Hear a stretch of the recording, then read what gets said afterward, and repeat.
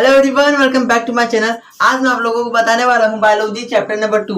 आज मैं इसी टॉपिक को एकदम अच्छे से एक्सप्लेन करने वाला हूँ। तो चलो क्लास को स्टार्ट करते हैं। पहले हमारे चैप्टर का नाम क्या है? हमारे चैप्टर का नाम है control and coordination. What? Control and coordination. इसका मतलब क्या होता है मैं बताता हूँ। देखो, कंट्रोल मतलब होता है जैसे कि मेरा हाथ यहाँ पे है, मैं चाहता हूँ कि अपने हाथ को यहाँ पे ला दो। मतलब मैं चाहता हूँ तो मतलब मैं अपने हाथ से अपने मन से कंट्रोल कर सकता हूँ अपने हाथ को। तो यहाँ पे क्या होगा, मैं अपने हाथ को अपने बॉडी में किसी भी चीज को हम लोग कंट्रोल कर सकते हैं, उसी को बोलते हैं कंट्रोल। ओके। और कोऑर्डिनेशन किसे कहते हैं? कोऑर्डिनेशन का मतलब आप समझो कि अगर हम लोग किसी वस्तु को कंट्रोल कैसे कर पा रहे हैं उसको कोऑर्डिनेशन कहते हैं। समझ आ गया? हाँ भाई, समझ आ गया। अब चलो और अच्छे से डीप में डिटेल अब हम लोग चलो एकदम अच्छे से डिस्कस करेंगे। Okay okay. पहले हमारा चैप्टर नाम है कंट्रोल एंड कोऑर्डिनेशन। तो दोनों का मतलब क्या होता है, मतलब दोनों का मतलब डिफिनेशन क्या होता है, चलो बताता हूँ। देखो, control and coordination is a process. मतलब कंट्रोल एंड कोऑर्डिनेशन एक प्रोसेस होता है। जैसे कि मैंने बताया कंट्रोल के बारे में, कंट्रोल एक प्रोसेस है। जैसे अपने हाथ को मैं कंट्रोल कर सकता हूँ तो मैं कंट्रोल कर सकता हूँ, तो ये एक प्रोसेस है। ओके।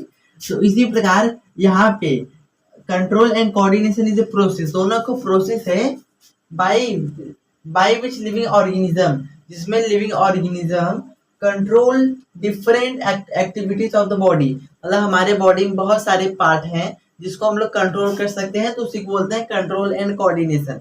समझ आ गया? हाँ भाई, समझ आ गया। लेकिन आपके माइंड में एक डाउट आ रहा होगा कि भैया लिविंग ऑर्गेनिज्म किसे कहते हैं? मैंने बताया ना, जो मतलब लिविंग ऑर्गेनिज्म जो कंट्रोल कर सकते हैं अपने बॉडी को, डिफरेंट कोई भी पार्ट को, उसको बोलते हैं कंट्रोल एंड कोऑर्डिनेशन। तो लिविंग ऑर्गेनिज्म ही कंट्रोल कर सकते हैं, जान लो। मतलब लिविंग ऑर्गेनिज्म किसे कहते हैं पहले ये तो जानेंगे ना। तो चलो बताता हूँ लिविंग ऑर्गेनिज्म किसे कहते हैं। तो मैंने यहाँ पे 7 वर्ड लिखा है। मतलब एक औरत थी जिनका नाम था मिसेस ग्रेनी। मतलब MRS Mrs green, GREN, Mrs granny से पढ़ेंगे, चाहे जो पढ़ो लो, बस जानो। अगर किसी भी ऑर्गेनिज्म के अंदर या किसी भी वस्तु के अंदर यही अगर 7 चीज हैं तो समझ जाओगे वह लिविंग ऑर्गेनिज्म है। तो मतलब यहाँ पे लिविंग ऑर्गेनिज्म मैंने बोला ना, आप कैसे फाइंड आउट करेंगे कि हाँ भाई ये लिविंग ऑर्गेनिज्म है, ये लिविंग ऑर्गेनिज्म नहीं है? तो फाइंड करने के लिए हमारे यहाँ पे 7 वर्ड है। इसी 7 वर्ड को देख के हम लोग पहचान सकते हैं, हाँ ये लिविंग ऑर्गेनिज्म है, हाँ ये नॉन लिविंग है ना। चलो बात करते हैं। तो पहला हमारा आता है, पहले आप ये वाला नाम याद रख लो,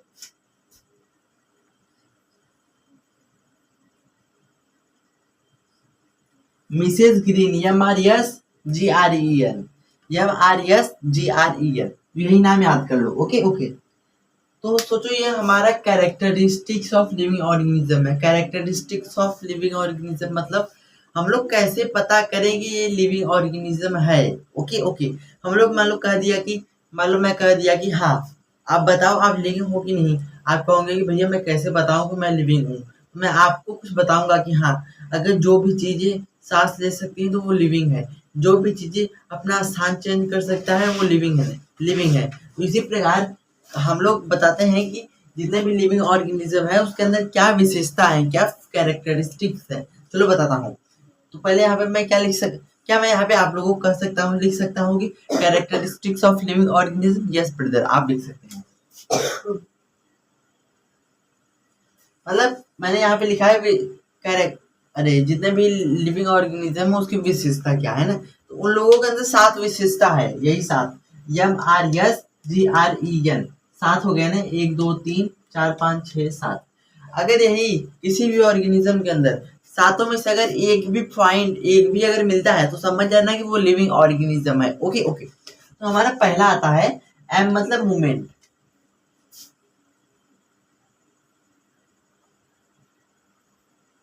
M मतलब होता है मूवमेंट, MOVEMENT।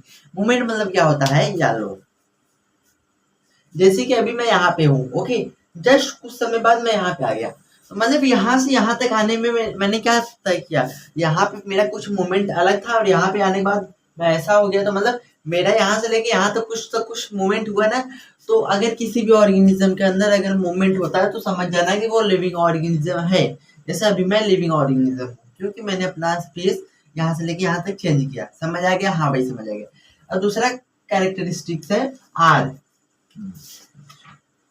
आर आर मतलब होता है रिस्पायरेशन।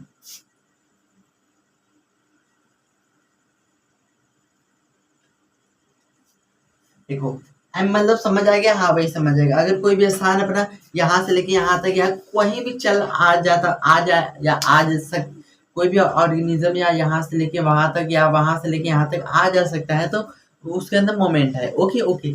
हमारा सेकेंड है रिस्पायरेशन। रिस्पायरेशन का मतलब क्या होता है? रिस्पायरेशन का मतलब यह होता है जैसे मैंने अभी खाना खा लिया। ओके, जैसे मैंने खाना खाया तो मेरे शरीर में कुछ ना कुछ खाना खाया तो हमारे पेट में जाके स्टोर होगा। पेट में जब हमारे जाके स्टोर होगा तो वहां से कुछ हमारा एनर्जी ब्रेक डाउन होगा, मतलब उससे कार्बन डाइऑक्साइड अलग होगा, प्रोटीन अलग होगा। तो मतलब यहाँ पे मेरा जो खाना खाया वो कम कोई भी सब्सटेंस है, ओके, वो ब्रेक डाउन हुआ, टूटा किसी एलिमेंट में, जैसे कि एलिमेंट में जैसे प्रोटीन में टूटा है, फैट में टूटा है, अलग अलग चीज में टूटा है, तो उसके अंदर रिस्पायरेशन होता है। रिस्पायरेशन का एक्चुअल मतलब होता है जब जैसे मैंने खाना खाया वह फैट में किसी चीज में अगर टूट गया तो उसको बोलते हैं रिस्पायरेशन। समझ आ गया ब्रदर? हाँ भाई समझ आ गया। अब हमारा तीसरा है सेंसिटिविटी।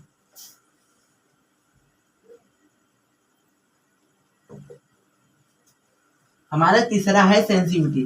सेंसिटिविटी का मतलब यह होता है, देखो सेंसिटिविटी का मतलब मैं आपको एक एग्जांपल समझाता हूँ। ओके, सोचो कि आपके बगल में कोई है या तो कोई नहीं है। आपको अगर मैं आप अपने हाथ से अगर आप निकोटो अपने हाथ को या अपने हाथ से खुद को अपने ऐसे मारो, आपको थोड़ा बहुत चोट होगा।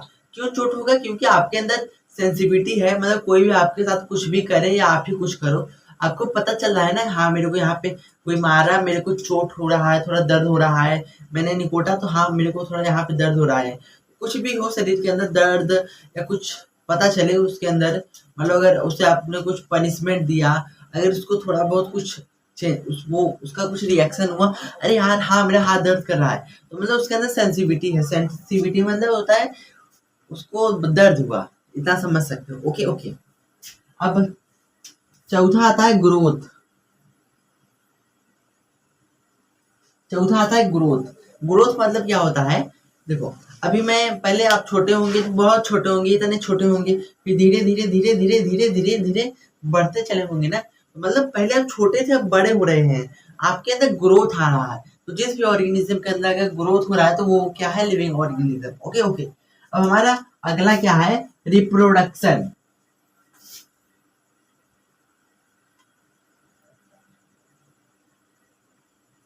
रिप्रोडक्शन, अगर कोई भी ऑर्गेनिज्म अगर अपने जैसा बच्चा पैदा कर सकता है तो समझ जाना कि वह लिविंग ऑर्गेनिज्म है। Okay okay.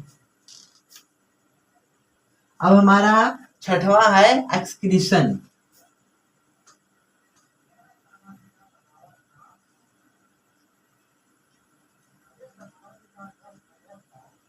हमारा छठवां क्या है? एक्सक्रीशन। अगर कोई भी ऑर्गेनिज्म खाना खा के बाहर निकाल सकता है तो उसको बोल सकते हैं हाँ भाई वो लिविंग ऑर्गेनिज्म है। Okay okay. अब हमारा लास्ट वाला है अगर मतलब कैसे पता करें कि वो लिविंग ऑर्गेनिज्म है, उसमें लास्ट वाला क्या आता है? न्यूट्रिएंट्स आता है। क्या आता है? न्यूट्रिएंट्स।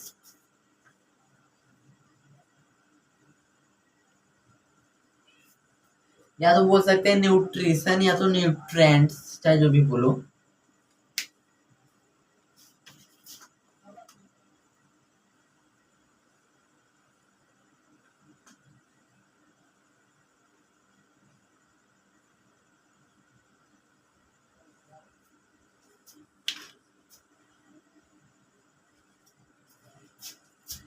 मैंने यहाँ पे क्या लिखा? Characteristics of living organism. जितने भी लिविंग ऑर्गेनिज्म है उसके अंदर क्या विशेषता है? तो यही 7 चीजें विशेषता है। 1 2 3 4 5 6 7। पहला होता है, मतलब हम लोग कैसे पता करें कि वो लिविंग ऑर्गेनिज्म है? अगर सातों में से अगर कोई भी एक उसके अंदर अगर हो रहा है, मतलब सभी हो तब भी अच्छा है, अगर एक हो तब भी अच्छा है, तो सातों में से अगर एक भी चीज किसी ऑर्गेनिज्म में हो रहा है तो समझ जाना वो लिविंग ऑर्गेनिज्म है। ओके।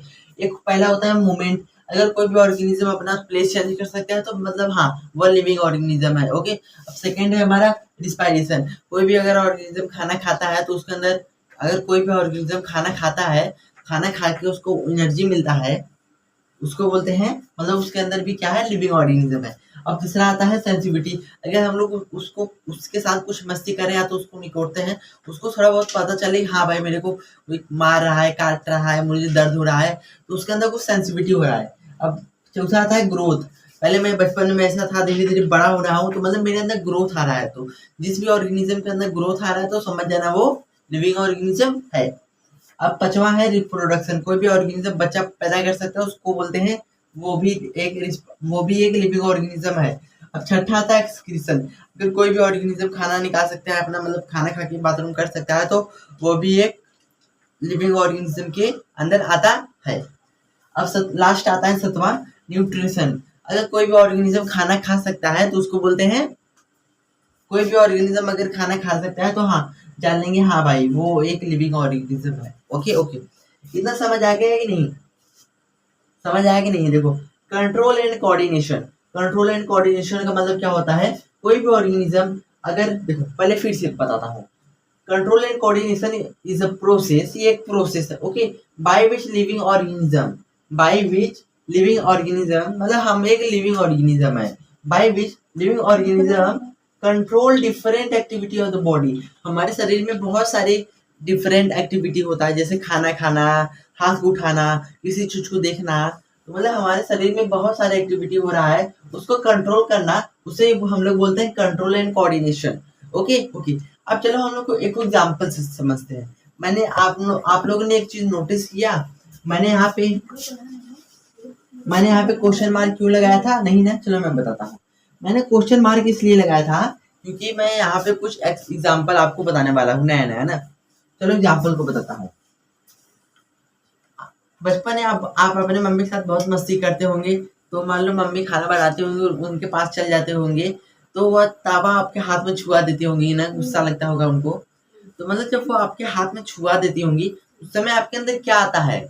क्या आता है बताओ? नहीं पता ना, मैं बताता हूँ। देखो,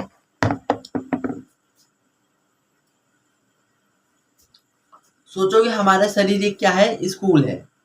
स्कूल, जिस स्कूल में आप जाते हो, तो सोचो हमारा शरीर एक स्कूल है ना। तो हमारे स्कूल में कोई ना कोई प्रिंसिपल रहता है, प्रिंसिपल। तो प्रिंसिपल को आप माइंड, दिमाग सोचो, ठीक है। आपके स्कूल में कोई ना कोई प्रिंसिपल होगा, तो आप उसको दिमाग सोचो। ओके ओके, आपके स्कूल में कोई ना कोई टीचर होगा जो आपको पढ़ाता होगा। जो भी, अगर आपके स्कूल में कोई भी अगर टीचर होगा, आप लोग उनको समझ सकते हो कि वह स्पाइनल कोड है। स्पाइनल कोड मतलब अभी अभी आगे धीरे धीरे आगे बात करेंगे। पहले मैं यहाँ पे लिख लेता हूँ ना, एग्जाम्पल बताना चाहता हूँ आपको।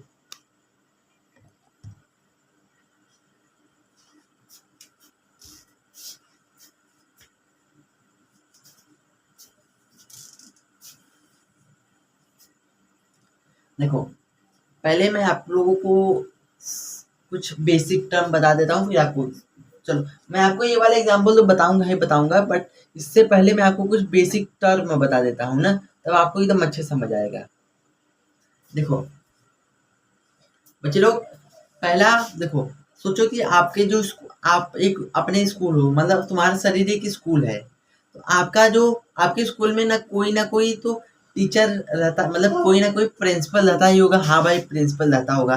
जो प्रिंसिपल आपके स्कूल में जो रहता है, सोचो कि वो आपका ब्रेन हो गया। ओके ओके, अब आपके स्कूल में कुछ ना कोई टीचर होगा ही तो होगा, जो आपको पढ़ाता होगा। जो भी आपके स्कूल में कोई टीचर होगा, तो आप उसको समझो वो क्या है, नर्व है, नर्व्स, नर्व्स, NERVS,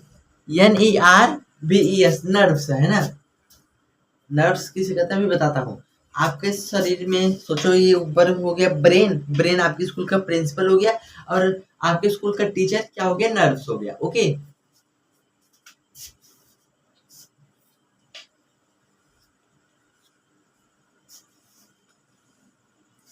ब्रेन हो गया, नर्व्स हो गया।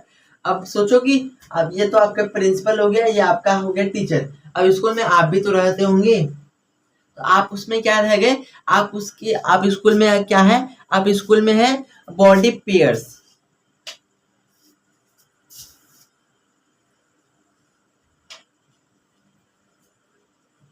Sorry body part. आप स्कूल में अपने बॉडी पार्ट है ना। देखो, आप स्कूल में आपका शरीर एक स्कूल है, ओके समझ आ गया, हाँ भाई समझ आ गया। अब स्कूल में आपके कोई ना कोई प्रिंसिपल होगा, प्रिंसिपल स्कूल का हेड होता है, पता है ना आपको, हाँ। तो सोचो कि आपके शरीर का हेड क्या है, माइंड, ठीक है। अब आपके स्कूल में कोई ना कोई टीचर होगा ही होगा, तो आप टीचर को समझो कि नर्व है, नर्व नहीं। फिर आपके शरीर में कुछ ना कुछ स्टूडेंट भी होगा, मतलब आपके स्कूल में कोई ना कोई स्टूडेंट होगा पढ़ने वाला, तो आपके शरीर में क्या हो गया, बॉडी पार्ट, आपके शरीर के अंदर बॉडी पार्ट जो है वो किसमें हेल्प करेगा, बताता। चलो एक मिनट, एक मिनट देखो, अब इसको अच्छे समझते हैं। आपका ब्रेन कुछ सिग्नल दिया कि वहां पे आप सोचो, यहाँ पे आपका घाव लगा है ना, आपका ब्रेन सिग्नल दिया कि अरे वहां पे चोट लग गया, चोट लग गया है। फिर सोचो कि आपका ब्रेन हो गया ना, ब्रेन को आप प्रिंसिपल समझो ना, पहले मैं यहाँ पे लिख दूं तो आपको और आसानी होगा। ब्रेन को प्रिंसिपल समझते हैं और नर्व्स को क्या समझते हैं, टीचर। अब बॉडी पार्ट को क्या बोल समझते हैं, बॉडी पार्ट को हम लोग समझते हैं स्टूडेंट। आपको यहाँ पे चोट लगा है तो ब्रेन कहेगा अरे भाई यहाँ पे चोट लगा है, तो आपका प्रिंसिपल कहेगा अरे भाई यहाँ पे चोट लगा है, तो प्रिंसिपल टीचर से कहेगा ना, प्रिंसिपल टीचर से कहेगा अरे टीचर सुन यहाँ पे चोट लगा है, जाओ जल्दी से ठीक करो। तो ब्रेन तुरंत ही नर्व के पास जाएगा, कहेगा कि नर्व यहाँ पे चोट लगा है, जाओ जल्दी से ठीक करो। तो नर्व जाएगा तुरंत ही ठीक करेगा। तो नर्व तुमसे कहेगा, टीचर लोग तुमसे कहेगा ए सौरभ, ए आपका नाम लेके कहेगा जाओ जाओ जाओ जाओ वहां पे चोट लगा है, जाओ जल्दी से ठीक करो। तो वही नर्व बॉडी पार्ट को सिग्नल देते हैं कि हाँ वहां पे जल्दी से ठीक हो जाओ। तो यही हम लोग पढ़ेंगे कंट्रोल एंड कोऑर्डिनेशन में, यही तीन चीजें होता है मेन। पहला होता है ब्रेन, फिर होता है नर्व्स, एक होता है बॉडी पार्ट। समझ आ गया भाई, समझ आ गया भाई? नहीं समझ आ गया तो 2 मिनट रुको, अभी लास्ट तक एकदम अच्छे से एक्सप्लेन कर दूंगा। Okay okay. तो इसमें क्या हुआ, कोई भी हमारे शरीर में कुछ भी होता है, तो जैसे कि मान लो मेरे को, अब वही वाला एग्जांपल देके बताता हूँ जो पहले बताया था। आप बचपन में मम्मी के साथ ही खेल रहे होंगे, तो मम्मी को गुस्सा आ रहा होगा, तो मम्मी क्या करती है, मतलब अगर मम्मी को गुस्सा ज्यादा आ गया होगा तो तावा रखा होगा, तावा से आपको गलती छुआ देती है, मतलब गलती से कुछ सेकंड के लिए। वो भी समझती है कि हाँ बेटा बच्चा है भी, अभी चोट टोट लग जाएगा उसको, तो मम्मी बच्चे लोग को थोड़ा छुआ देती है ना। जैसे ही आपके हाथ में यहाँ पे तुरंत छुआ तावा, तुरंत ही आप अपना हाथ पीछे कर लोगे। क्यों करते हो, क्योंकि उस समय सोचो कि आपकी ये बॉडी पार्ट होगा ना, यहाँ पे आपका कुछ दर्द हुआ, आप तुरंत ही इसको नर्व को मैसेज करोगे कि भाई यहाँ, आप स्टूडेंट हो, टीचर्स को मैसेज करोगे भाई यहाँ पे कुछ मम्मी ने मेरे को छुआ दिया, मैं क्या करूं। तो आपका सिग्नल देखो लो, जब भी आपका कंट्रोल एंड कोऑर्डिनेशन में शरीर के अंदर कुछ, जैसे मान लो मैंने यहाँ पे कुछ अपने आंख से देखा, तो हमारे आंख में कुछ करंट, जैसे कोई तार और नहीं है कि चलो हाँ बटन टिपा अब हमारे मैसेज यहाँ से लेके यहाँ तक चले गया। हमारे शरीर में कोई तार और नहीं है, हमारे शरीर के अंदर क्या है, कोई केमिकल है और कोई कोई इलेक्ट्रिकली से होता है ना। मतलब कोई भी हम लोग चीज देखते हैं तो वो हमारे शरीर में कुछ केमिकल्स होते हैं, और हमारे शरीर में कुछ भी मैसेज जो से जाता है तो वो किस माध्यम से जाता है, वो इलेक्ट्रिसिटी के द्वारा जाता है, मतलब इलेक्ट्रिकल से जाता है। इलेक्ट्रिसिटी से मतलब तार से नहीं जाता, इलेक्ट्रिकल एनर्जी से जाता है। Okay okay. तो हमारे यहाँ पे कुछ मम्मी ने मारा, तो तुरंत ही आपके ब्रेन पे सिग्नल जाएगा कि अरे मैं तो जल रहा हूँ बताओ। तो फिर ये आपकी सिग्नल जाएगा ब्रेन पे, ब्रेन ब्रेन सोचेगा कि अरे यार सौरभ को तो मम्मी ने तावा छुआ दिया, तो ब्रेन कहेगा, ये आइडिया देगा, कहेगा कि जाओ तुरंत ही इसका हाथ पीछे कर लो। तो फिर ब्रेन इस नर को आइडिया देगा, कहेगा कि अपने हाथ को पीछे कर लो। फिर जैसे ही नर को आइडिया पता चला कि हाँ ये मतलब ब्रेन बॉडी को पता चला कि हाँ ये कर रहा है हाथ को पीछे करने के लिए, तो तुरंत ही आप अपने हाथ को पीछे कर लोगे। उस समय क्या हुआ, आपको जो भी हुआ, आपसे आपके हाथ में जो भी हुआ, आपके हाथ से कहाँ पे जा रहा है, नर्व में जा रहा है। फिर नर्व आपके दिमाग को सिग्नल भेजा कि हाँ यहाँ पे कुछ हो रहा है, तो आप अपने हाथ को तुरंत पीछे कर लोगे। तो यहीं पे हमारे क्या हो गया, कंट्रोल एंड कोऑर्डिनेशन। समझ आ गया, हाँ भाई समझ आ गया। हाँ अब हम लोग अगले टॉपिक पे बात करते हैं। टॉपिक मतलब देखो इसी के बारे में कुछ रहेगा, बट थोड़ा सा डिफरेंट रहेगा, बट मैं आपको एकदम अच्छे से समझाने का प्रयास करूंगा। Okay okay. Can I erase this board? Yes, brother. Erase it. तो गैस कट कर दे बस।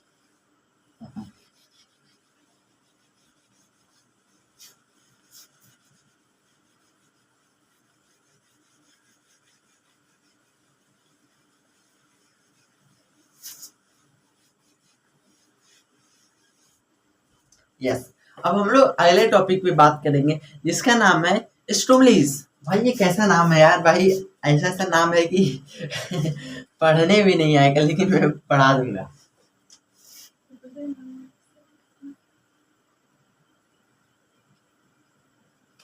STIMU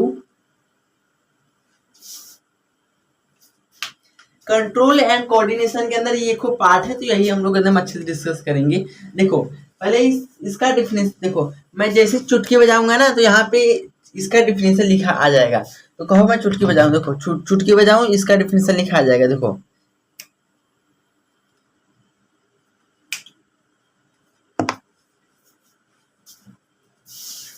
चुटकी बजाते ही हमारा टेक्स्ट लिखा आ गया ना। देखो मैं जब भी पढ़ाता हूँ तो मैं कहता हूँ कि जैसे सबका एक डायलॉग रहता है ना, जैसे मान लो अगर आप किसी बड़े बड़े टीचरों को देखते होंगे, जैसे कि अभी कुछ नेट पे बहुत सारे टीचर हैं, जैसे मान लो उनका नाम है, देखो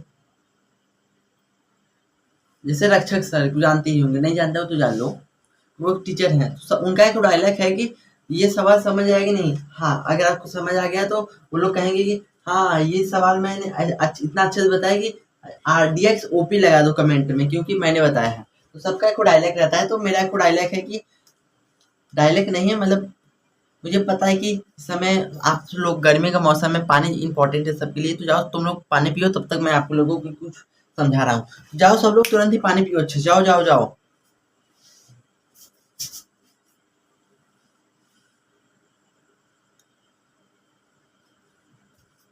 आई होप आप लोगों ने पानी पिया, आई होप आप लोगों ने पानी पी लिया होगा। Yes brother. तो चलो क्लास को स्टार्ट करते हैं।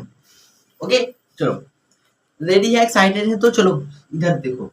अब हम लोग बात करते हैं, एक हो है हमारा टॉपिक स्टिमुलस, एक होता है रिस्पॉन्स। देखो ये कंट्रोल एंड कोऑर्डिनेशन का कुछ पार्ट है, कुछ पार्ट मतलब देखो जैसे कि अगर मैं देखो एग्जांपल से सोच चला हूँ कुछ, जैसे कि मैंने आपको कुछ गलती से आपको मैंने एक तमाचा मार दिया ना, तो मैंने जैसे मान लो मेरा चैप्टर का नाम क्या है, एक तमाचा मारना, मान लो मैंने तुम्हें मार दिया एक तमाचा मारना, तो फिर पहले एक तमाचा की डेफिनेशन में लिख लूंगा ना कि कोई भी इंसान या कोई भी बच्चे अगर मस्ती कर रहे हैं उनको एक तमाचा मारना चाहिए ना। अब हम लोग उसके अंदर कुछ पॉइंट के बारे में डिस्कस करेंगे। पॉइंट में मतलब हम लोगों को क्यों मारा जाएगा और हम लोग को बच्चों लोग को कैसे मारे कि दर्द न हो, तो मतलब यही उसके पार्ट के बारे में, मतलब उसके बारे में कुछ जानेंगे ना हम लोग। कंट्रोल एंड कोऑर्डिनेशन के बारे में कुछ जानेंगे, उसके बाद हमारे ये सब कुछ टॉपिक है, तो चलो हम लोग अपने टॉपिक को डिस्कस करेंगे। ओके रेडी एक्साइटेड है तो कमेंट में बोल दो यस हैशटैग। चलो स्टार्ट करते हैं। अब हम लोग बात करते हैं स्टिमुलस किसे कहते हैं, STIMULUS स्टिमुलस किसे कहते हैं। देखो मैं डिफिनेशन के अनुसार समझो, मैं यहाँ पे डिफिनेशन भी लिखता चला आ रहा हूँ क्योंकि आप लोग डिफिनेशन से समझो और अच्छा आ जाएगा आप लोगों के लिए। ओके ओके हमारा स्टिमुलस का डिफिनेशन क्या कहता है, charge in environment that causes reaction in the organism. इसका मतलब देखो चार्ज इन इन्वायरमेंट मतलब हमारे आसपास में कोई भी चीज चार्ज है ओके चार्ज है, that causes reaction in the organism हमारे किसी भी ऑर्गेनिज्म मतलब मैंने अभी जस्ट आपको बताया था यहाँ पे MRSGREEN मिसेस ग्रेनी, तो मतलब ये भी एक लिविंग ऑर्गेनिज्म है। हम लोग यही बात कर रहे हैं ना, जितने भी मतलब यहाँ पे ऑर्गेनिज्म के अंदर जो भी रिएक्शन हो रहा है उसको बोलते हैं स्टिमुलस। नहीं समझ आया, देखो मैं बता रहा हूँ, मैंने आपके लिए कोई एग्जांपल भी लेके आया हूँ तब आपको समझ आएगा। तो यही भी मैंने एग्जांपल पहले होल्ड किया है पहले। अब हम लोग एग्जांपल फिनिश करते हैं।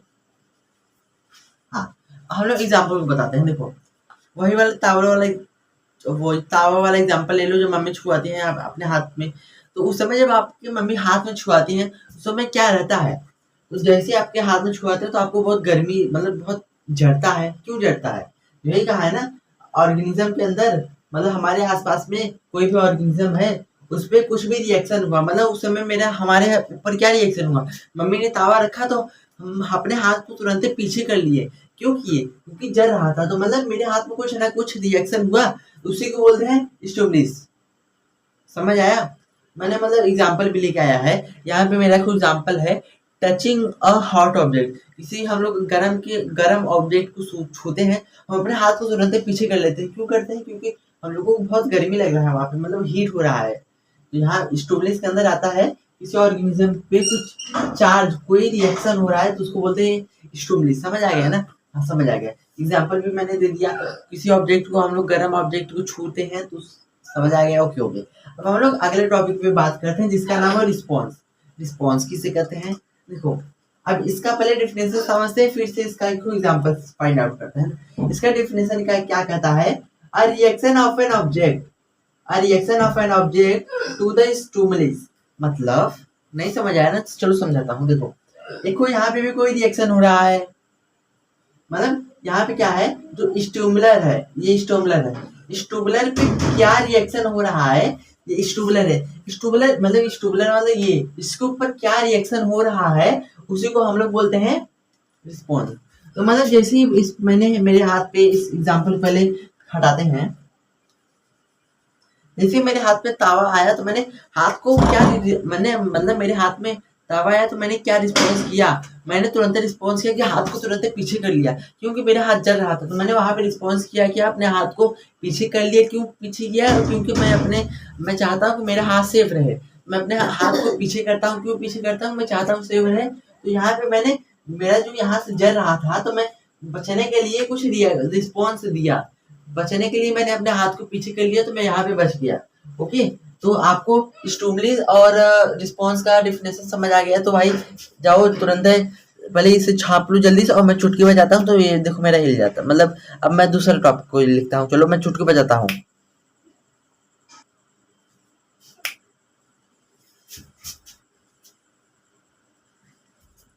अब हमारा अगला टॉपिक है, हमारा है, सब लोग इधर देखो यार।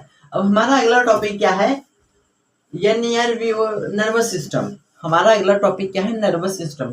नर्वस सिस्टम क्या होता है? चलो बताता हूँ। देखो डिफिनेशन क्या इसका कहता है, the nervous system control and coordination all activities of the body. मतलब हमारे शरीर में कोई भी एक्टिविटी हो रहा है, चाहे सांस लेना, किसी को देखना, बॉडी दिखाना, मारपीट करना, हाथ को ऐसे करना, वीडियो बनाना, पैर उठाना, सांस लेना, दिल का धड़कन ऐसे करना, फिर और क्या, बाल कटवाना, कुछ भी शरीर के अंदर कुछ भी प्रोसेस हो रहा है, यहाँ पे लिखा है ना ऑल एक्टिविटीज। हमारे शरीर के अंदर सब कुछ एक्टिविटी, जितना भी एक्टिविटी हो रहा है, सब मतलब सब कुछ एक्टिविटी हो रहा है, वह किसके कारण हो रहा है? वह नर्वस सिस्टम के कारण हो रहा है। हमारे शरीर में कुछ भी एक कोई भी एक्टिविटी हो रहा है वह नर्वस सिस्टम के कारण हो रहा है। समझ आया कि नहीं? डिफिनेशन फिर से पढ़ेंगे। The nervous system control and coordination all activity of the body. हमारे शरीर में जितना भी एक्टिविटी हो रहा है वह नर्वस सिस्टम के द्वारा हो रहा है। आई होप आपको इतना समझ आया होगा। मतलब मैं खड़ा हो रहा हूँ किसके कारण? नर्वस सिस्टम के कारण। मैं बैठ रहा हूँ किसके कारण? नर्वस सिस्टम के कारण। मैं इसको वीडियो को बंद कर रहा हूँ, वीडियो को चालू कर रहा हूँ, क्यों कर रहा हूँ? नर्वस सिस्टम के कारण कर रहा हूँ। ओके ओके, अब हम लोग बात करते हैं part of nervous system. Nervous system को बस मैं यहाँ पे लिखता हूँ NS। मतलब अगर आप कहीं बड़े बड़े, जैसे मान लो अभी क्लास 10, देखो आपने जो क्लास 9th में पढ़ा है साइंस में, चाहे जो भी पढ़ा है, वही क्लास 11th में जाके मैच करेगा थोड़ा बहुत। और जो आप क्लास 10th में पढ़ रहे हैं वही क्लास 12th में जाके मैच करेगा।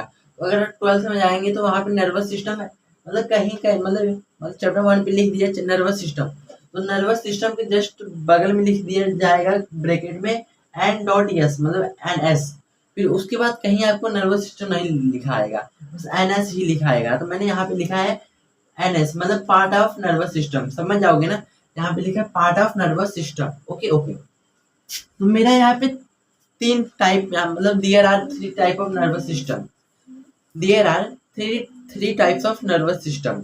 एक होता है ब्रेन, एक होता है स्पाइनल कॉर्ड, एक होता है नर्व। भैया नहीं समझ आया? तो देखो पार्ट ऑफ नर्वस सिस्टम, चलो बताता हूँ। यहाँ पे 3 पार्ट होता है नर्वस सिस्टम का। एक होता है ब्रेन, एक होता है स्पाइनल कोड, और एक होता है नर्व्स। चलो बताता हूँ तीनों का मतलब क्या होता है। देखो पहले यहाँ पे उसका फंक्शन जान लेते हैं। फंक्शन फंक्शन मतलब जैसे प्रक्रिया, मतलब नहीं समझ। देखो हम लोग पृथ्वी पे किस लिए आए हैं, क्यों आए हैं यार? सबका रक्षा करने के लिए, सब लोगों को रक्षा करने के लिए, जानवरों का हेल्प करने के लिए, मम्मी पापा की हेल्प करने के लिए पृथ्वी पे हम लोग इसीलिए आए हैं। तो यहाँ पे हम लोगों का फंक्शन क्या है, सबका हेल्प करना ना। वैसे ब्रेन का फंक्शन क्या है, ब्रेन का कार्य क्या है? तो ब्रेन का कार्य है कंट्रोल एंड कोऑर्डिनेशन में। ब्रेन का कार्य है हमारा रिसीव्ड इंफॉर्मेशन। हमारे शरीर में कुछ, जैसे मान लो मैंने अभी आपको एक तमाचा मार दिया, तो आपके दिमाग में क्या होगा? मैंने आपको मारा एक तमाचा खींच के, आपके अंदर इंफॉर्मेशन आ रहा है, आ रहा है मैंने कैसे मारा, आपके आपके दिमाग में आ रहा है। तो यहाँ पे ब्रेन का काम क्या रहता है, इंफॉर्मेशन को रिसीव करना। ओके, अब हमारा स्पाइनल कॉर्ड का काम क्या रहता है, प्रोसेस इंफॉर्मेशन। जैसे मैंने आपको मारा, खींच के मारा, तो हाथ से मारा कि हाथ से ही मारूंगा, कितना तेज मैंने मारा, कैसे मारा, तो प्रोसेस इंफॉर्मेशन हो रहा है, मतलब लोडिंग ले रहा है कि कैसे मैं मारा हूँ। स्पाइनल कॉर्ड से इतना हो रहा है, समझ लो बस। समझ गए? हाँ भाई समझ गया। अब हमारा तीसरा आता है न्यूरॉन्स। न्यूरॉन्स क्या करता है, वह क्या करता है, send command to the body, मतलब हमारे शरीर में कमांड भेजता है। मतलब देखो, फिर से वही वाला एग्जांपल ले लो, तावा वाला एग्जांपल ले लो। देखो मैं बार बार वही एग्जांपल ले रहा हूँ क्योंकि वो वाला एग्जांपल बहुत इजी है और आपको एकदम अच्छे से समझ आएगा, और वो एग्जांपल आपके दिल से जुड़ा हुआ है। इसीलिए मैं बता रहा हूँ। देखो मम्मी ने आपके हाथ में छुआया, ठीक है, तो वही आपके छुआया तो वो आपके नर्व से जा रहा है। नर्व्स भैया, एक को काम कर दो, पहले रुको बताता हूँ। नर्व से मारा तो मतलब नर्व के मदद से हमारे ऐसे से जा रहा है, फिर स्पाइनल कॉर्ड से जा रहा है, फिर हमारे ब्रेन पे टच हो रहा है। तो मतलब पहले यहाँ से मैंने आपके हाथ में छुआया, आपके हाथ से जा रहा है कि ऐसे से जा रहा है, फिर प्रोसेस ले रहा है कि हाँ मारा हाथ से, फिर वो आपके ब्रेन तक पहुंच रहा है, फिर ब्रेन इंफॉर्मेशन दे, मतलब ये इंफॉर्मेशन फिर से आपको देगा कि हाँ उसको उसको तुम भी मारो। तो आप मार रहे तो ब्रेन आपको आइडिया दे रहा है, समझे कि नहीं? नर्व आपको बताता है कि आपको कैसे क्या पढ़ा, फिर ब्रेन पे आपको कुछ उसका आउटपुट देता है कि हाँ तुम इसके साथ ये कर दो। समझ आया कि नहीं? हाँ भाई समझ आ गया, समझ आया ना। अब देखो चुटकी बजाता हूँ तो और कुछ लिखा आएगा, देखो चुटकी बजाऊं। हाँ, अब हमारा अगला टॉपिक है, हमारा अब अगला टॉपिक क्या है, न्यूरॉन्स। न्यूरॉन्स क्या होता है? देखो हमारे शरीर में न्यूरॉन्स का क्या काम रहता है, चलो बताता हूँ। देखो हमारे से न्यूरॉन्स के अंदर ये काम रहता है, current message one part two the another part. हमारे शरीर में कुछ मैसेज आया तो हमारे मैसेज एक पार्ट से लेके दूसरे पार्ट तक लेके जाना, इसका काम रहता है, न्यूरॉन्स का काम रहता है। न्यूरॉन समझ आएगी नहीं? देखो यहाँ पे कोई मैसेज आया, यहाँ से मैसेज यहाँ से लेके यहाँ तक कैसे जाएगा, कोई ना कोई न्यूरॉन्स, मतलब कोई ना कोई चीज रहेगा तभी तो ऐसे यहाँ के यहाँ तक जाएगा। जा तो थोड़ा ना कि ऑटोमेटिक यहाँ से लेके यहाँ तक मैसेज चल गया, मतलब किसी चीज से यहाँ से लेके यहाँ तक कोई मैसेज आ रहा है, उसको बोलते हैं न्यूरॉन्स। न्यूरॉन्स का कार्य क्या रहता है, एक मैसेज एक जगह से लेकर दूसरे जगह तक मैसेज पहुंचाना, दैट इज कॉल्ड न्यूरॉन्स। समझ आएगा कि नहीं समझ आएगा? देखो न्यूरॉन्स के भी तीन पार्ट होते हैं, मेन थ्री पार्ट होते हैं। एक होता है डेंड्राइट्स, एक होता है सेल बॉडी, एक होता है एक्सॉन। भैया बता दो अच्छे से, चलो चलो बताता हूँ। चलो एक मैं आप लोगों को डायग्राम बनाना सिखाता हूँ, वो भी आप मेरे साथ डायग्राम बनाना सीखेंगे तो और अच्छा रहेगा। चलो सब लोग एक साथ अच्छे से बना रहे हो। पहले आप लोगों को इसको बना लेना है गोला छोटा सा। मैं वो वाला डायग्राम किसका है पता है? वो वाला डायग्राम है न्यूरॉन्स का, इसी का एग्जाम्पल है, मतलब इसी का स्ट्रक्चर है, वो एग्जाम में आता है, तो प्लीज सीख लो मेरे साथ, ठीक है? न्यूरॉन्स का एक फोटो बनाता हूँ, स्ट्रक्चर बनाता हूँ। चलो आप लोग बनाओ। पहले आप लोगों को गोला खींच लेना है ऐसे करके, फिर गोले में आप लोगों को ऐसे ऐसे कर लेना है, ऐसे ऐसे।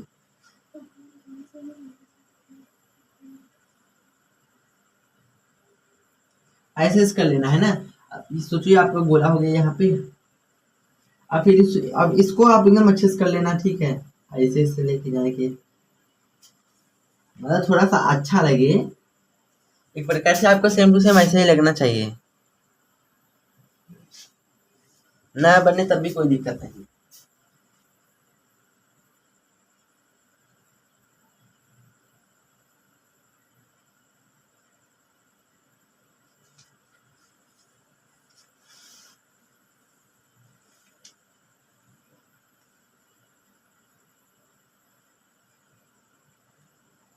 ठीक है।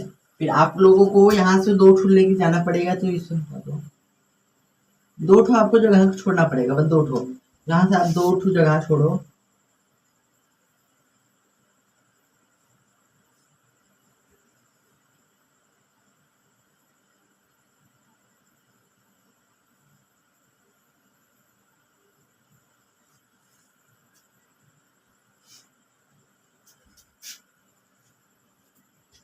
ये स्ट्रक्चर है, ये आपका स्ट्रक्चर है किसका है, न्यूरॉन्स का। ठीक है, ठीक है। अब हम लोग बात करते हैं पार्ट ऑफ न्यूट्रॉन। ये न्यूरॉन्स है, इतना पता है, पता है। अब इसके कुछ पार्ट के बारे में डिस्कस करेंगे। तो देखो हमारे इसका पहला पार्ट है डेन डेंट्रीज। डेंट्रीज का कार्य क्या रहता है, देखो डेंट्रीज का क्या कार्य क्या रहता है।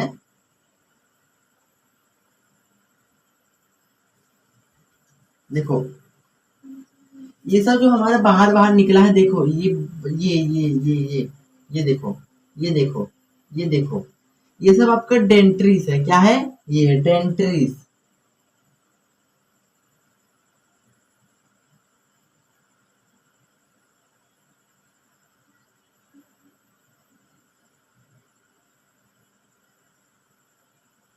डेंट्रिस है। डेंट्रिस क्या करता है, डेंट्रिस का कार्य यह रहता है कि आपकी मैसेज जो रहता है उसको थोड़ा कंट्रोल, मतलब मैसेज को ये होल्ड करके रखता है, मतलब कलेक्ट इंफॉर्मेशन, ये इंफॉर्मेशन को लेता है। ठीक है, डेंट्रिस ही आपके डेंट्रिस क्या है भैया, न्यूरॉन्स कहाँ से आया, न्यूरॉन्स पहले आपने कुछ पिछले, अभी मैंने जो बताया था आपने उसमें पढ़ा है मेरे से कि ये क्या बोलते हैं यार उसको,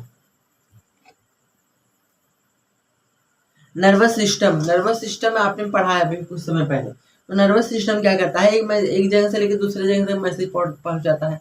जो नर्वस सिस्टम है ये बहुत बड़ा है। तो जैसे मान लो हमारा टिश्यू बहुत बड़ा है, तो वैसे हमारा नर्वस सिस्टम बहुत बड़ा है। तो जैसे हमारा जो नर्वस सिस्टम है, नर्वस सिस्टम को भी आप जूम करके देखेंगे, आपका न्यूरॉन्स बनेगा। तो ये न्यूरॉन्स के बारे में जानते हैं। तो जो न्यूरॉन्स रहता है ऐसा रहता है, जो इसके अंदर डेंट्रिस रहता है। डेंट्रिस इंफॉर्मेशन को इंफॉर्मेशन को लेता है। Okay okay. अब हमारा अगला बॉडी है, हमारा अगला है सेल बॉडी। देखो ये हमारे क्या है, बीच वाला, इसी को हम लोग बोलते हैं न्यूक्लियस। न्यूक्लियस कहते हैं इसको, बोलते हैं न्यूक्लियस।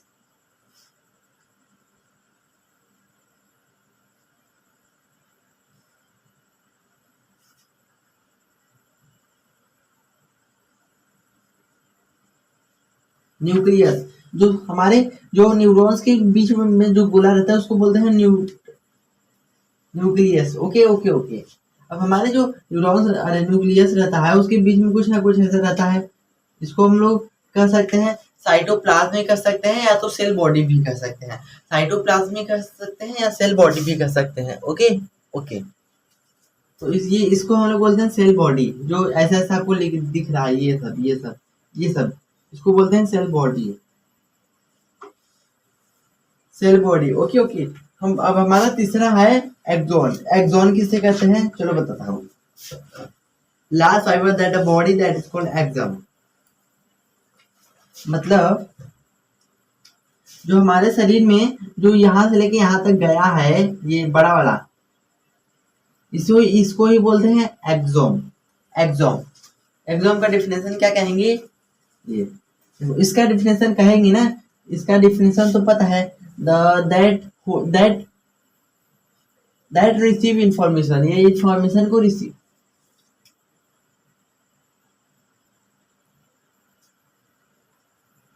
यह एक इंफॉर्मेशन को लिखता है। देखो डेंट्रीज का डिफिनेशन लिखेंगे, that receive information. Okay okay. अब हम लोग सेल बॉडी का एग्जांपल लिखेंगे, मतलब डिफिनेशन लिखेंगे। This is also called cytoplasm and this is jelly like substance. Okay okay. अब हम तीसरे वाले को एक्सोम का डिफिनेशन कहेंगे।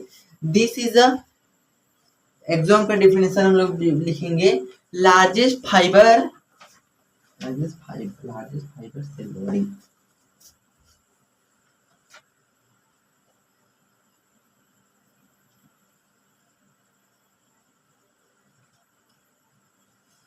देखो एक्सोम का डिफिनेशन क्या कहेगा, लार्जेस्ट फाइबर सेल बॉडी। ये जो बड़ा वाला है इसको ही बोलते हैं एग्जॉम।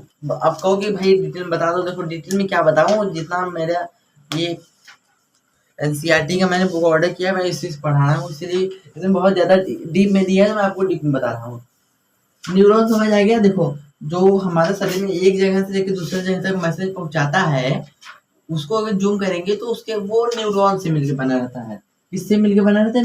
न्यूरॉन्स। तो न्यूरॉन्स क्या करता है, न्यूरॉन्स की ही मदद से एक जगह से लेकर दूसरे जगह तक जाता है। Okay okay. तो न्यूरॉन्स के अंदर तीन मेन पार्ट होता है, एक होता है डेंड्रिस, एक होता है सेल बॉडी, एक होता है एक्सोम। डेंड्रिस क्या करता है, ये इंफॉर्मेशन को कलेक्ट करता है। सेल बॉडी क्या होता है, ये जेली लाइक सब्सटेंस होता है। एक्सोम क्या कहता है, एक्सोम बड़े वाले फाइबर होता है। Okay okay. अब हम लोग अगले टॉपिक पर डिस्कस करेंगे। हमारा अगला टॉपिक क्या है, अब हमारा अगला क्या है, हमारा अगला क्या है, ये है रिफ्लेक्स एक्शन। रिफ्लेक्स एक्शन क्या है ब्रदर? देखो मैं आपको अच्छे से फिर से बताने वाला हूँ, जितना मैंने बताया उसको वो सब भूल जाओ, मतलब भूलो मतलब सॉरी, वो सब मतलब ये वो सब याद रखना, ये सब बता रहा हूँ। जितना मैंने उसमें मेहनत नहीं किया बताने में, बस उससे ज्यादा मैं इसमें मेहनत करूंगा बताने में। रिफ्लेक्स एक्शन, देखो रिफ्लेक्स एक्शन क्या होता है बताओ। देखो रिफ्लेक्स एक्शन वह चीज होता है, पहले डिफरेंसेस समझो। Quick and automatic response without choosing thinking, मतलब क्यूक एंड ऑटोमेटिक, कोई भी चीज बहुत जल्दी हो रहा है और अपने आप पे हो रहा है, और अब बिना सोचे, मतलब कोई भी चीज मैं काम कर रहा हूँ बहुत जल्दी हो रहा है और वो अपने आप ही हो रहा है, अपने आप ही हो रहा है, और वह क्या कर रहा है, बिना सोचे काम कर रहा है। अब सोचो क्या हो सकते हैं, वही वाला एग्जाम्पल लो, मम्मी ने तावा हाथ पे रखा, आप थोड़ा उस समय सोचोगे कि मैं हाथ हटाऊं कि नहीं हटाऊं, अगर हाथ हटाऊंगा तो मैं ठीक हो जाऊंगा, अगर हाथ लगाऊंगा तो मैं जड़ जाऊंगा।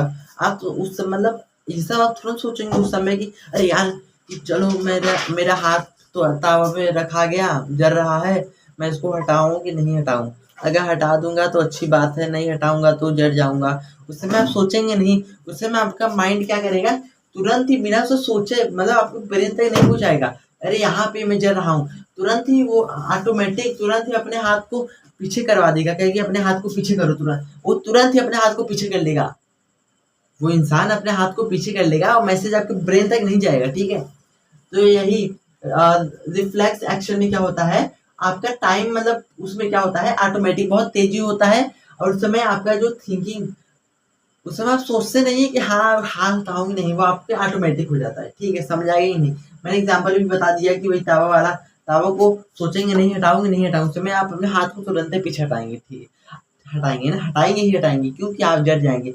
अब इसमें आपका एक इम्पोर्टेंट मतलब, जब आप इसके अंदर एक हो, बहुत मेन चीज होता है, मेन मतलब इसका कुछ, जैसे कि देखो जब ये होता है रिफ्लेक्स एक्शन, इसका इम्पोर्टेंट क्या होता है, इसमें इम्पोर्टेंट यह रहता है कि अपने आपके टाइम को सेव रखता है। इसका एक एग्जांपल है, रिफ्लेक्स एक्शन का एक हो, इसका ये है क्या है, इम्पोर्टेंट है, वह टाइम को सेव करता है। ओके, और एक और इसका रिफ्लेक्शन एक्शन का टाइप है, वह क्या करता है,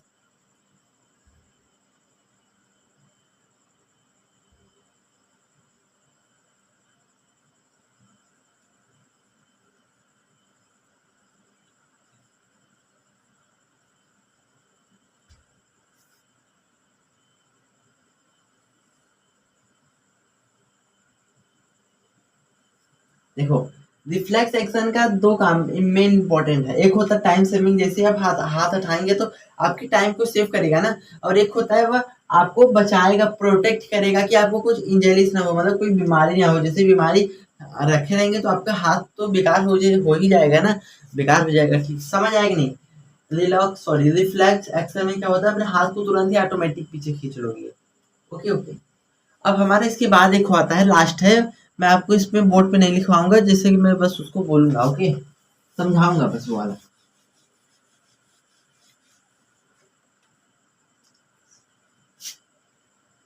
हमारा वो छठा है, सिक्स लास्ट है, सिक्स,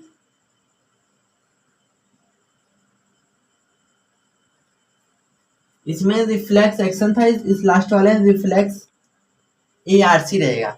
इसका मतलब क्या होता है, देखो इसका मतलब वैसे कहीं NCERT में भी डीप में नहीं दिया है, ना कहीं वो डीप में दिया ही नहीं है, क्योंकि वो लोग चाहते हैं कि वो आप डीप में जान नहीं, और मैं भी उसे डीप में नहीं पढ़ाऊंगा। क्यों? क्योंकि पहली बात वो लास्ट शुरुआत से लेकर लास्ट तक कभी कभी पेपर में आया ही नहीं है जल्दी उसका। मैं वैसे मतलब थोड़ा बहुत बता के हट जाऊंगा, बट मैं पढ़ाऊंगा तो अच्छे से पढ़ाऊंगा। देखो रिफ्लेक्स ARC के अंदर क्या होता है, the pathway following due to the reflex action. अच्छा, मतलब इसके अंदर जो भी हुआ, यहाँ पे उसका इसका डेफिनेशन लिख लेता हूँ ना, तब समझ आएगा। देखो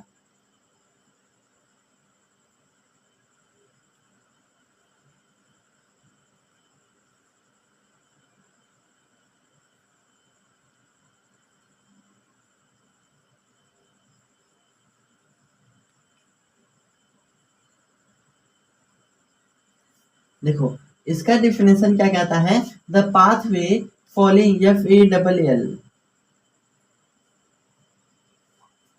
following the pathway following due to reflex action. Reflex action जो हो रहा है यहाँ पे, इसको फॉलो करता है। ओके, ये इसको फॉलो करता है। कैसे फॉलो करता है, यहाँ पे कुछ दिया है। पहला होता है रिसेप्टर, मतलब आपके हाथ में कुछ आया तो आप रिसीव कर रहे हैं। उसके बाद क्या है, सेंसिटिविटी न्यूट्रॉन्स, तो आपके शरीर में जो न्यूरॉन्स रहता है वो सेंस करते हैं कि हाँ यहाँ पे कुछ जल रहा है। फिर उसके बाद स्पाइनल कॉर्ड में जाता है। स्पाइनल कॉर्ड एक कॉर्ड होता है, उसके अंदर जाता है। फिर वो डिसाइड करता है अपने हाथ को पीछे करना है। तो वह जब डिसाइड करता है, क्या डिसाइड करता है, मोटोन वो मोटो न्यूरॉन्स इफेक्टर को अच्छे से वो बताता है कि हाँ यहाँ पे कुछ जल रहा है, तो अपने हाथ को पीछे कर लेते हो। देखो इसमें बेकार, मतलब मैंने जो पढ़ा बेकार है। इसमें कहता है ये जो हुआ उसको कैसे हुआ ये बताता है। जब ये होता है, पहला रिसेप्टर होता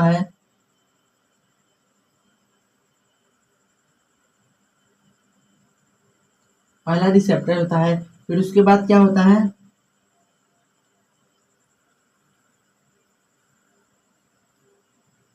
सेंसिटिविटी न्यूरॉन्स में जाता है। फिर उसके बाद स्पाइनल कॉर्ड के होने के बाद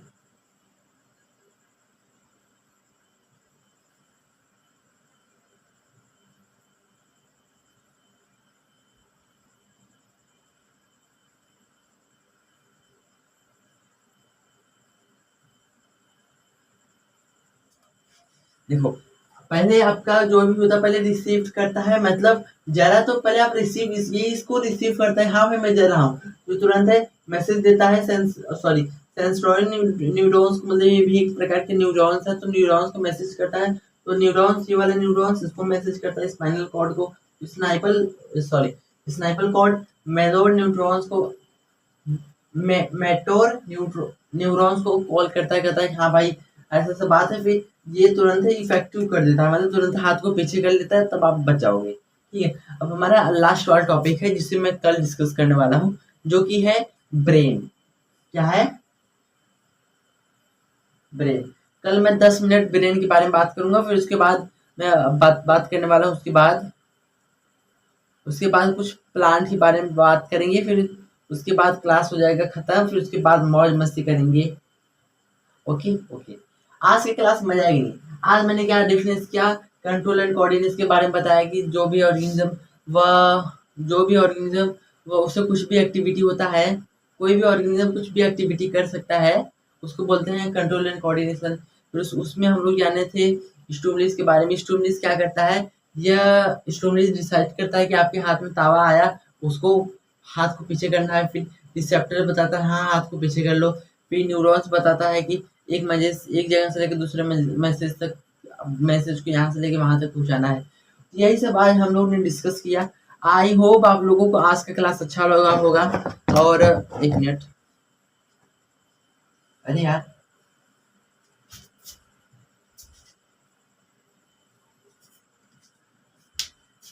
आप फिर से जाओ, एक घूंट पानी पियो और अच्छे से मनोरंजन करो। और यहीं पे क्लास को आज की क्लास यहीं पे एंड करते हैं। तब तक जाओ आप लोग पानी पी के आओ। देखता हूँ आप लोग कैसे पानी पीते हो। जाओ सब लोग पानी पी के आओ, तब तक मैं यहीं पे क्लास को एंड कर रहा हूँ।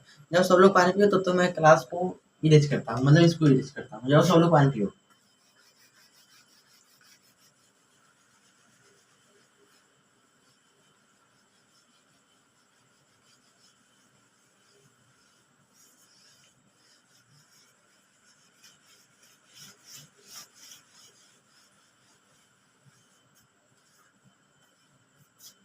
पी लिए, सो थैंक यू।